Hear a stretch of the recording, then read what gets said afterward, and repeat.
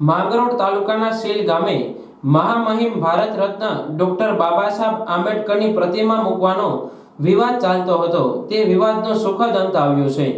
આ તકે મામલતદાર માંગરોળ, તાલુકા વિકાસ અધિકારી, વહીવટી તંત્ર, પોલીસ વિભાગ, શીલ ગામના સરપંચ તથા સામાજિક ન્યાય સમિતિ ચેરમેન શ્રી શીલ, ગ્રામ પંચાયત સદસ્ય શ્રી શીલ તથા શીલ ગામ ઉપરાંત બહાર ગામના અનુસૂચિત જાતિના આગેવાન શ્રીઓ તથા શીલ ગ્રામજનો ઉપસ્થિત રહ્યા હતા।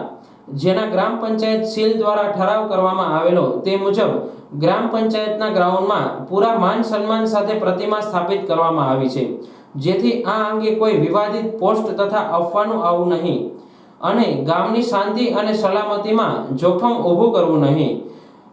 જે અમો શીલ ગામના અનુસૂચિત જાતિ સમાજ અને સામાજિક ન્યાય સમિતિ ચેરમેન તથા જાગૃત નાગરિક તરીકે આ જાહેર જનતાને અપીલ કરવામાં આવે છે।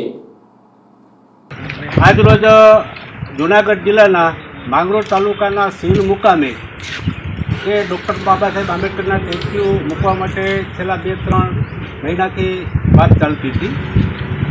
એ સ્ટેચ્યુ જે જગ્યાએ મૂકવામાં આવ્યું હતું ત્યાં ગ્રામ પંચાયત મારફત જગ્યા એલોટ થયેલી નહોતી, એટલે શીલ ગામના અતિ પછાત સમાજમાંથી આડી સમાજના ભાઈઓ 90% આજથી 2 મહિના પહેલાં એક અરજી આપી હતી ગ્રામ પંચાયતને।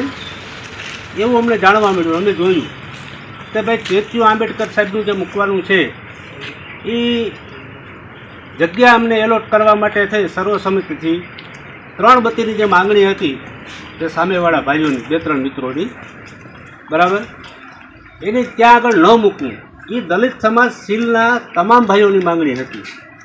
એ માંગણીને ધ્યાને રાખી અને શીલ ગ્રામ પંચાયતના કમ્પાઉન્ડની અંદર સ્ટેચ્યુ મૂકવું એ શીલ ગામના દલિત સમાજના મોટાભાગના 99% લોકોની ઈચ્છા અને માંગણી હતી। અને એની અંદર તંત્ર, મામલતદાર સાહેબ, તાલુકા વિકાસ અધિકારી સાહેબ, પોલીસ વિભાગ, તંત્રએ જે કંઈ અરજી અહેવાલ છે, ગ્રામસભાના જે ઠરાવો છે, ગ્રામ લોકોની જે માંગણી છે એને ધ્યાને રાખી અને ગ્રામ પંચાયતના કમ્પાઉન્ડમાં સ્ટેચ્યુ ઊભું કરી દેવામાં આવ્યું।